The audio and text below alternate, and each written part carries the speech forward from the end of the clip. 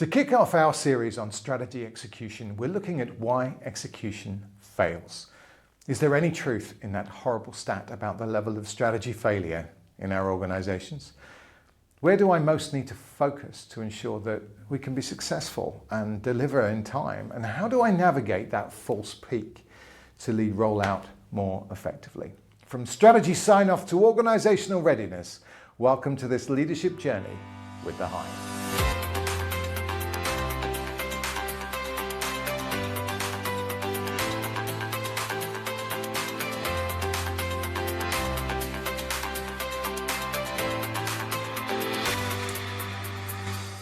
There is a dangerous moment, and it comes right after strategy sign-off. And it feels like you've reached the summit. The board is aligned, everyone's energized, but you haven't reached the summit. You've just left base camp, and the real mountain is the 500 or so people who are going to be coming back on Monday morning who weren't in the room with you and who are about to discover that there is a new strategy to roll out. That is your real mountain. And if you're looking at that mountain in a vertical way, you may already be dooming yourself to failure. Now, if you're watching this, there's a good chance that you are right in that moment. That subtle weight settling in after the high of strategy sign-off fades away. And you gaze up at this new peak ahead of you, and that peak ahead is a notorious one. Now, the legend, seeded by John Kotter and more or less verified by various academic studies, is that 70% of strategy rollouts or attempts on that peak will fail. And the fallout from that failure doesn't land evenly across the team. It lands on the person who was loudest in the room, the person who championed it, who drove the energy, who got everyone aligned. And if that doesn't make you feel uncomfortable, think about your colleagues who stayed quiet. It may be that they're already hedging their bets, signaling cautious doubt to their loyal teams and keeping their options open, protecting their own assets, which is why, as a senior leader with responsibility for strategy rollout, the creeping question that you're probably carrying is this one. If it fails, does it land on me? Now, in this episode, I'm going to show you three things. Number one, why strategies don't crash, they fade. Second, why execution actually breaks down. And third, a practical tool that you can use this week to map where your rollout will fail first so that you can catch it before it stalls.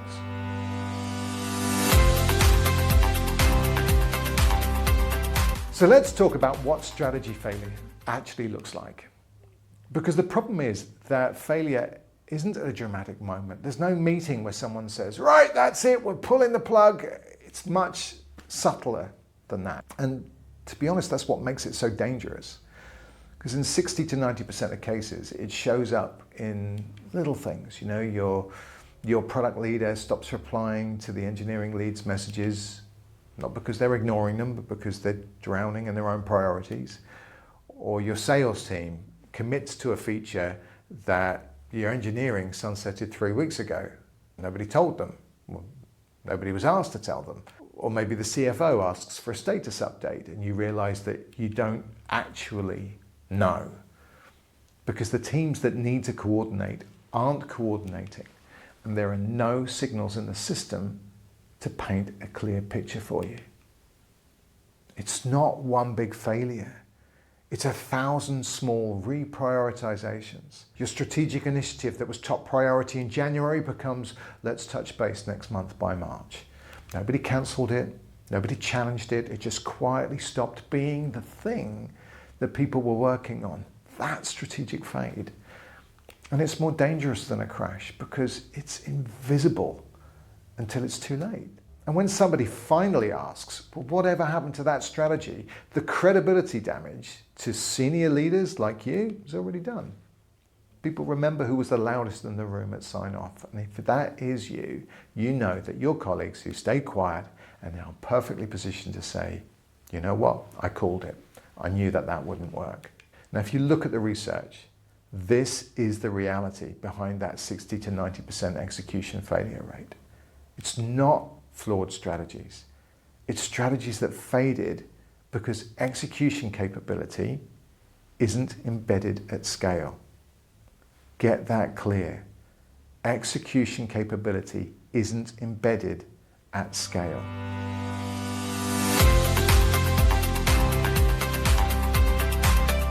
But we aren't leading in a vacuum, right? We can see problems when they arise. So when this strategic fade starts to happen, what do most leaders do? Well, we treat it as a project management problem, right? I've done this. More governance, more KPIs, more reporting cadence, realign the OKRs, ramp up the urgency, increase pressure on the verticals. But execution doesn't fail vertically, it fails horizontally. It's not leaders failing to manage their reporting line or business units deliberately being isolationists. This isn't a motivation problem. It's not a capability problem. It's a coordination at scale problem. People unable to calibrate beyond their touch points. We can do that in a small leadership team because we're in touch with each other. But the minute you go beyond and extend, the system breaks down. And adding more pressure to an exhausted system just accelerates the failure. Now the vertical layer is usually fine. Leadership aligned in the room, everyone committed, focused their resources. That happened. So to find the breakdown points, you have to look at what happens between those functions. Teams that need to coordinate but have no formal authority over each other. Teams with competing priorities and no shared mechanism for resolving those. Now, when I first started running into these problems, like most leaders, I reached for the wrong tools. John Kotter's 8 Steps for Leading Change. Seminal work, felt like a life raft, and Kotter taught us how to lead change down through an organization. It's essential stuff, but it gives you a tremendous sense of false security when those over whom you've got no formal authority fall into line with very little resistance. And it leaves you isolated from that horizontal resistance that's undermining your rollout success. Now, in March 2015, Sull published an article and it threw so much clarity for me. It's called Why Strategy Execution Unravels. It was with HBR, Harvard Business Review. And their research found that most companies get strategy right on paper. And I could see this everywhere. They're aligned, they have clear goals, they're resourced for delivery. In fact, their research showed that 84% of your managers trust their boss and their team to deliver. But the worrying thing is that only 9% fully trust colleagues in other departments to deliver.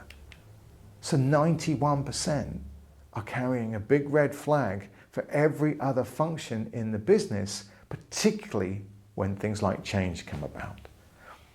Your strategy isn't being executed. It's being negotiated every single day in hallways and Slack threads. Now, how do you even begin to address a trust problem that big? You might reach for Patrick Lencioni's 5 dysfunctions of a team. Now, he taught us how to build trust in a team, and that goes on to increase performance and accountability. It's also essential. But your teams already trust each other. Internally, they're fine. That's not the problem. Why do we keep trying to team build teams who are already teamed? That's not the problem. The problem's not them. The problem's the problem that you have with everybody else's teams. That 9%, that's your real speed limit. And it produces critical failure when you pressure test it with a strategy rollout that requires a change in the way teams work together. We need to look at cross-functional lateral teams to be truly effective at scaling strategy execution, which is going to feel risky. And it's going to take you right outside your comfort zone because that requires you to negotiate influence over teams owned by your senior leadership colleagues. But does it work? Well, sometimes. Amy Edmondson's research on teaming shows that pulling people together to solve a challenge, a fluid, cross-functional group, it can actually outperform stable teams, but only when two conditions exist. You need psychological safety and a clear shared purpose.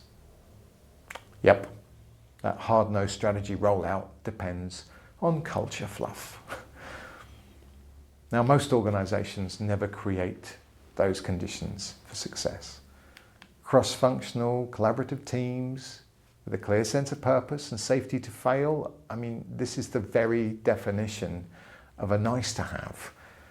I mean, why can't they just jump on a Zoom and sort it out, right? Well, mostly because it's just not safe to. There is no air cover, and the fear of wasted resources and making decisions with incomplete information, it stalls every call. I've done it, I've seen it, I've been there. I've watched the conversations and the doubt creep in on the validity of a great idea because they simply don't feel they've got the trust of senior leadership. So teams carry on driving it in different directions, successfully delivering on their clear own priorities while moving further away from the successful strategy rollout timeline. But I mean, where do you even begin to identify where a cross-functional team is needed? How are you supposed to create the conditions for the coordination necessary to address stress points if you can't even see the friction signals?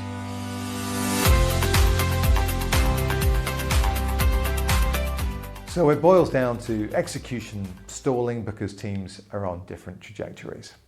Now that pattern in our work, I've seen it show up everywhere, all over the world, in mergers and acquisitions, in culture transformations, in go-to-market strategy rollouts. In fact, anytime execution must cross silos.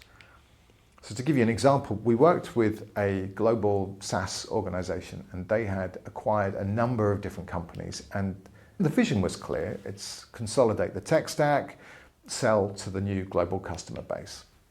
Now, on paper, that makes complete sense. And we know that playbook, right? But the engineering teams just couldn't agree a roadmap. Every decision required escalation, and escalation meant delay, and leadership had already committed to shareholders. And it was 12 months, that's it. So the CEO had one clear question: are we going to hit that deadline?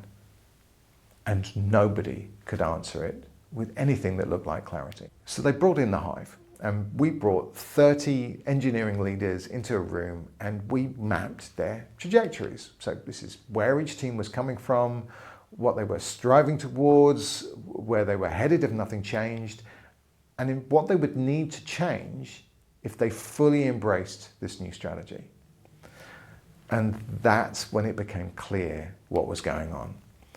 Some teams were being asked to sunset systems that their most critical clients depended on, while others were watching market opportunities that they'd spent years building just get sidelined overnight.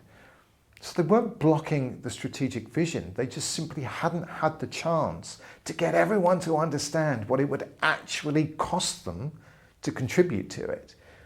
And until that was heard, and I'm talking about by each other, not just upwards, they couldn't move, they couldn't make a decision or commit with anything like confidence.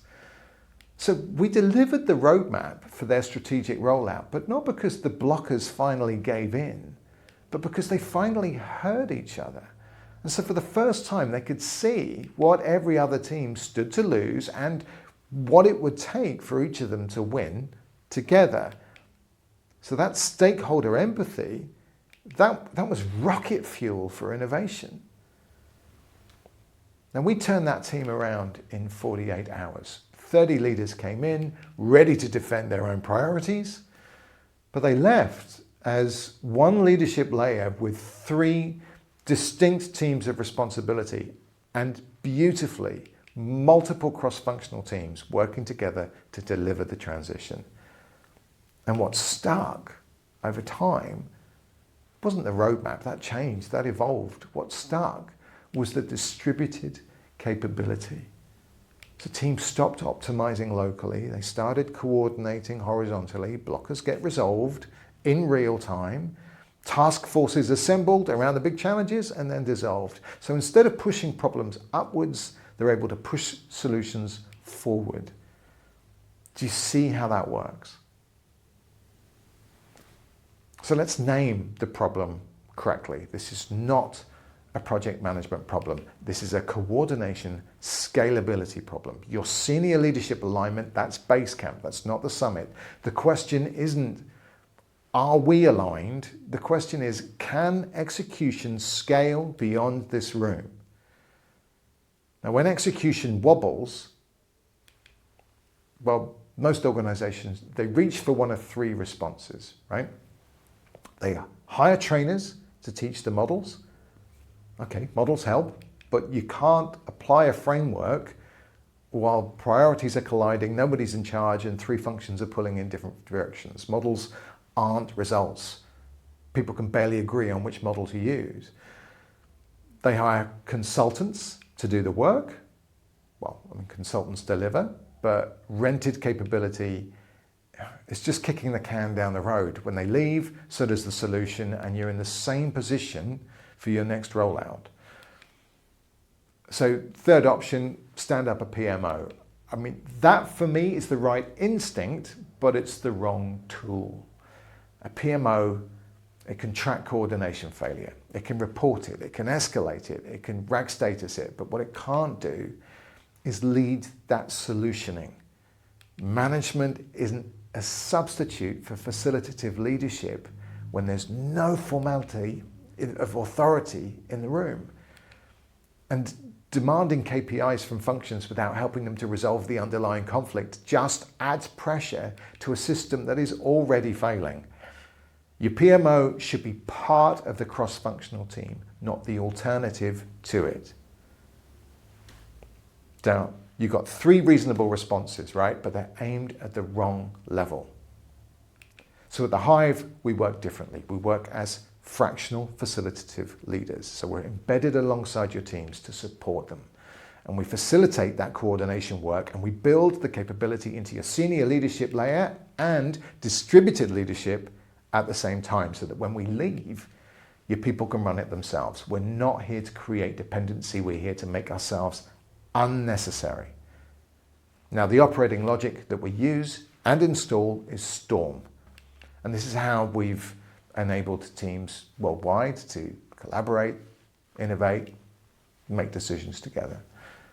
When priorities collide and there is no formal authority to resolve it, STORM creates the conditions that Amy Edmondson describes, that psychological safety, the clear sense of purpose, all that while under the very real pressure of strategy execution.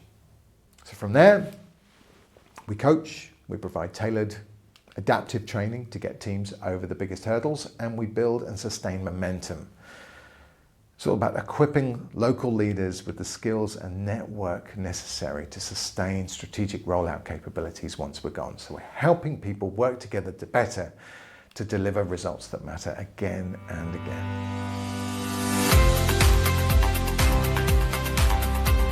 Now, I want to leave you with some practical tools that you can apply this week. I know that this can seem overwhelming when you've got a lot on, so I want to create some really simple solutions for you that you can apply and just get your head clear, and so that you can make decisions in a more effective way to get going with your strategy rollout. So I've got three things for you. Number one, it's a stakeholder trajectory mapping exercise. Now, this is going to help you to understand how exposed your rollout is across these coordination constraints that we've talked about.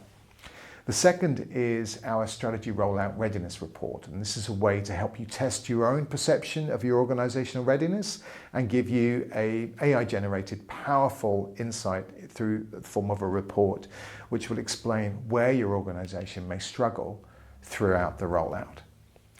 And then thirdly, I'm offering to talk through the results of your report with you and discuss your rollout roadmap. Now, this is where we work out where your specific rollout challenge actually may struggle and where to focus your collaboration efforts for the maximum impact. So the mapping is going to show you where you can look, the report shows you what to look out for, and the conversation gives you a plan. So let's start with that stakeholder trajectory mapping. And I want to be clear about what this tool is and what it isn't. This is not going to solve the coordination problem. What it does is show you where the friction will be most concentrated before it shows up as missed deadlines or burnout or blame. It tells you which teams need that minor course correction and which ones are going to need a full U-turn. And that tells you who needs to be in the room when you do the actual coordination work. Now you can use a Miro board, a whiteboard, sticky notes, whatever works for you, but please, I really recommend that you don't do this as a solo exercise. If you can, get your leadership team together, 90 minutes maximum, map it out, and by all means, get the hang of it by doing a first pass on your own. But the more brains that you can get around that table means that you get a more accurate picture, and well, it sparks a little collective intelligence, which is really what we're all about at the Hive. So, first of all, create a list of each stakeholder group that will be affected by your strategy rollout. And for each group, I want you to map 3 things. Where they were 6 months ago, long before this strategy. Think, what trajectory were they on? What were they optimizing for? What pressures were they under? And then where are they now? Have they had a change in circumstance? Is their performance going up or down? What's consuming their attention? What pain are they carrying? And third, where are they headed if nothing changes? In 6 months, if this strategy didn't exist, where would they be? Then ask the final question, where do you need them to be? How different is that to where they're currently heading?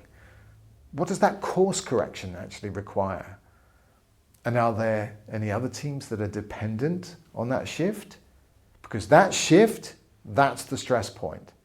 And that friction compounds when there are other teams who depend on that shift to take place. Now, of course, some teams are going to need a little course correction to move in the right direction and align with your new strategy, while others are heading for that full about face. Now, I'm talking about one of those horrible 24-hour layovers in some remote part of the world where you can't even leave the airport and the food's terrible and it's just all to fly back in the same direction that you just came from. You've been there, it's horrible. I wouldn't wish it on anyone. So don't go and announce it to your teams with a fanfare and expect high employee engagement scores, right? If you're going to ask them to abandon everything that they've been optimizing for, you're going to need, resources, not pressure.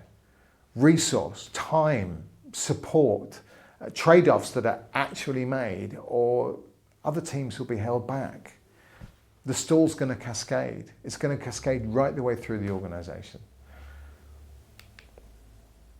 So we understand the risks. This stakeholder trajectory mapping, you can do it in a loose and free and easy way, right? Draw it in whatever way makes sense in your system, but recognize that if you don't map that before you start, you're going to be spending 6 months wondering why your great initiatives simply don't gain traction. And one final note, what we're not doing is just looking around for incompetence or deliberate resistance, recognizing where you're going to put the heat. Because most of the time, it's none of those things. People tend to do the best they can with the tools, with the training, the clear targets, and the support that's available to them. And generally, senior leadership teams are responsible for delivering those things. So all you're doing here is seeing where those gaps are before they become blockers. So do this exercise with your leadership team this week, whiteboard, 90 minutes, maximum, map it out. Now, as well as the mapping, we also have the readiness report. Now, this is going to give you a very rich diagnostic, even richer if you do that mapping first, because you'll be pressure testing a picture that you've already started to form rather than going in blind. But the tool will ask you a few different questions that will just give you a chance to communicate your sense of that stakeholder readiness for that strategic rollout that you're looking to do. And from there, generate an AI report that is really rich in insight of what to look out for to spot when your strategy is being derailed.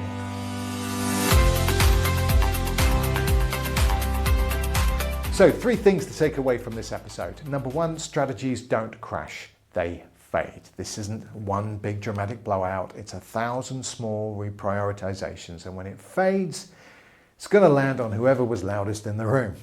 And your colleagues who stayed quiet are already positioned to say, yeah, I had concerns. So map it out with them, surface those concerns together, and then the resourcing conversation is much more transparent, much more realistic.